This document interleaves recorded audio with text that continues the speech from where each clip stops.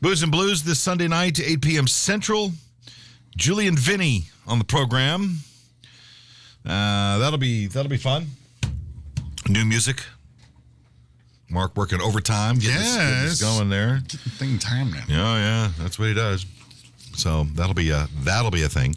The Booze and Blues, of course, is a long time. It's actually the first outside, not really outside, but the first augmented show we added to this radio station when we launched it. Happened it is a genre specific show, and it happened about a year after we launched it. In fact, its birthday is the first anniversary of the show, of the station, rather. Right. So, yeah, it's coming up on its 10th year. Yeah. You know. Station's on 11? Yeah, as of July 1st, yeah. That's all right. And so Booze and Blues is happening. Our co-host for the show, Natalie Gable, she has been off the show for a while, and if you'd like to read on what is going on, there is a post that she wrote last night. It is on the Booze and Blues page on Facebook, Radio Memphis Booze and Blues. You can see what she doesn't talk much about things outside of her normal life, but she wanted to share some stuff there, and you can read what's going on there. So there you go.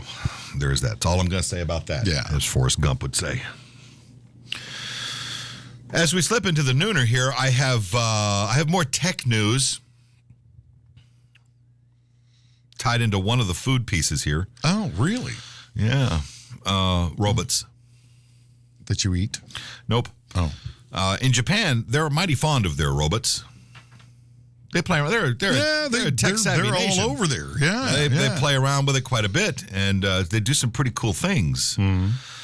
They've replaced waiters in a lot of restaurants. I've seen that. Yeah, I know. It's wild. And cooks. And cooks as well.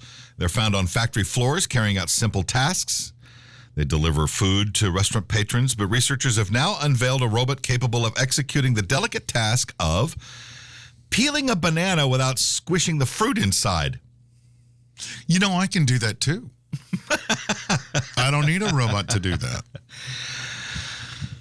While the dual-armed machine is only successful 57% of the time. Well, now, that's not a real good percentage. But it points to something a little more interesting. Banana peeling is steering us to a future where machines undertake more subtle operations than just moving metal parts or delivering coffee around. Right. Because it is a delicate procedure. You don't think about it because you just take it for granted that you can peel a banana or an orange or any other piece of fruit. Right. You know, working with certain delicate things. But does it do it the right way? Let's take a look here. Video from researchers at the University of Tokyo show this robot pick up and peel a banana with both hands in about 3 minutes. Well, I can do it faster than that. Oh, my God. Well, in all seriousness, this is the first time they've been able to do this. Okay.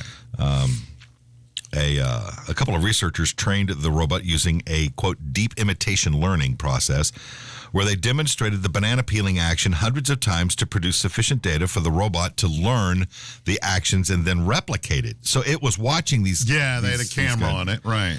And in this case, the banana reached its success rate after more than 13 hours of training. Wow. 13 hours. I don't know if that's time well spent or a colossal waste of time. While still undergoing more testing, they believe that the robot training method can teach robots to do different simple human tasks. Or do it yourself, I suppose. They hope the better trained robots can alleviate Japan's labor shortage problems, for example, at bento lunchboxes or food processing factories that are highly dependent on human labor. Okay.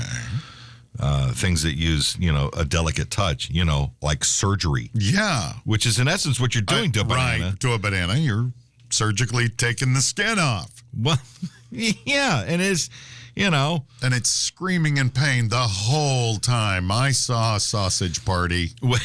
When you... What a funny movie. It is. It's dumb as hell, but it's funny. Yes, I loved it. But bananas come in different forms of ripeness or squishiness, too. That's true. Sometimes the hide is a little green, thick. They're not going to open as easily. And then, of course, you've got the fabled brown banana. Right. And that just falls apart in your hand, and that's just good for banana bread. There was a video of a guy that had a brown banana, right? It was gone. but it's still banana delicious. Right, you know? right. And he just cuts the end off and squeezes it like like a tube of toothpaste. Yeah. Oh! And of course, there's nothing wrong with it, but the vision of this visual, right? I'm horrified by this. Yes, but one would be, but it's just banana. I mean, it's no big deal. It's just it looked horrific. I know. And everybody's brain just locks up when you see this. I know. Yeah, I know. And it's no big deal. It's funny. Get one of those toothpaste rollers and just put it on and squeeze it was like out. Like a Go-Gurt thing, you know? It was just disgusting. Oh. I get it. Sure. Now, if they can teach a banana or a robot to teach a banana, you can't teach a banana to do anything. If you can teach a robot to peel a banana, the next thing is can they make it cry? Right. That's. I think they're working on that. You know they are. Pretty sure that may be what this is all about. It could very well be. That could be exactly what that's about. Yeah, it could be. Oh, God. Speaking of crying bananas, police are on the hunt for a pair of crooks who waltzed into a grocery store in Teesside, UK. Two men were seen on closed-circuit television leaving the store with their stolen items before loading the goods into a Ford Focus. Ford Focus. Okay, so they don't have get away with much. Well, anyway, the vehicle was seen driving away from the supermarket. Now police have released all the images of the pair in connection with the alleged theft, which happened on March 17th. So they're still trying to solve this crime nearly a month later. The items had been reported stolen at around 3:35 p.m. that day, and the men were described as both being white, with one wearing a black top with white stripes down the arm, Adidas. Yes. And carrying a basket, a shopping basket. The second man was pushing a wheeled basket. Yeah. A buggy. Had an orange T-shirt on. His basket contained, it was full. But the reason why I bring this up is what it was full of. Oh, God. Nothing but jars of mayonnaise. Hellman's, to be specific. Filled with... They stole mayonnaise? They stole a basket full of Hellman's mayonnaise. Yes, suppose that was for the mayonnaise wrestling competition? What the Who hell? knows? The footage just shows these guys loading up their baskets full of mayonnaise. Wonder if they own a restaurant. Then walking right out, bypassing the checker, and into the Ford Focus they went. With all their mayonnaise. And the police are like, well, we got to find these hardened criminals. They're slick and tasty. I mean, I like mayonnaise as much as the next guy, but yeah, but a basket full? I don't know that I want to buy much more than what comes in with the 20-ounce deal. I don't even want the 1 gallon thing. The big super jug. They got those at the grocery store. You can get that. I don't want that. I don't use that much mayo. I'm not running an industrial kitchen. No, right. And if they're, it doesn't really say much. I mean, from what I can tell, it's just the small standard, right. jars of mayo. And look, let's be honest here. Mayonnaise is not terribly difficult to make. No, it's really good. It is really good. And once you've mastered the technique, it's delicious. Yeah, it is. And if you're going to be in a store risking life and limb, stealing for mayo, probably 100 jars would fill up a basket. I guess that's a lot of damn mayonnaise. Maybe they're making a lot of coleslaw or potato salad. There weren't any potatoes or cabbage involved in this. They stole those from another store. Maybe they did. They didn't have enough room in the Focus for everything that they needed. They had to make multiple trips, you see. Yes. Progressive theft. Well, I'm kind of going to lean a little bit more toward the whole notion of Mayo wrestling. Maybe that's a thing. Oh, see. You know, Get one of those little swimming pools. It is the UK at all. Right. You know? Get one of the swimming pools. Dump all that mayo in. Jump in and go. Instead of mud wrestling, I want to see Mayo wrestling. I think they do that at the Mayo Clinic, don't they? That's where they fix the broken mayo. If your mayonnaise is broken, you take it to the Mayo Mayo Clinic. That's right. That's what you do. That's how that works. It's not complicated, really.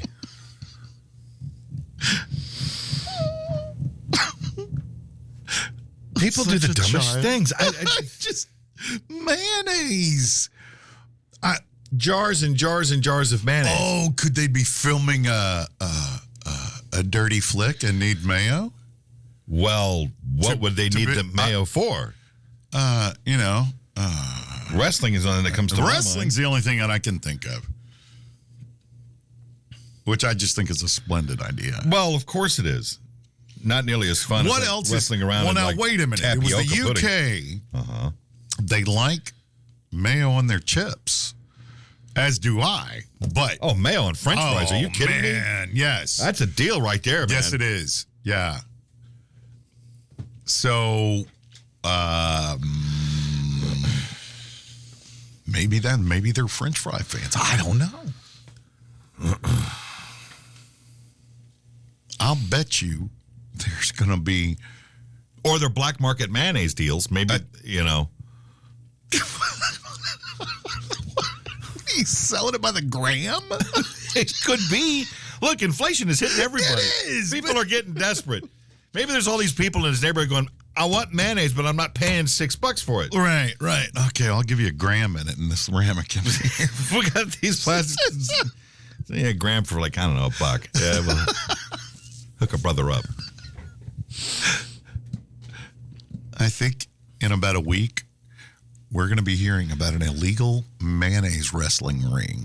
Or just a mayonnaise ring in general. I don't get it. Somebody needs to go call Farmer Brown and get back to making mayonnaise, because did it come from a mayonnaise farm? Is that how that works? Yeah. What makes mayonnaise? What animal? Chickens. Lots of chickens. Yeah. What animal does that come from? And they got to squeeze the plant to get the oil out of it. Right. And then mix it together. Right. Was it? Correct me if I'm wrong here. And I know I'm wrong. Is it canola? Yeah. Thank you. Canola.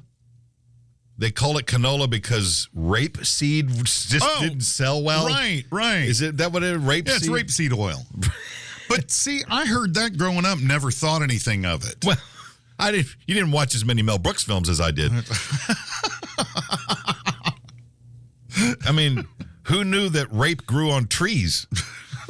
No, I didn't know that. Yeah, I think that's right. I think canola oil is rapeseed oil. So what you grow over there, Farmer John? Rape. You can grow that? Yeah, it's right next to the pussy willow.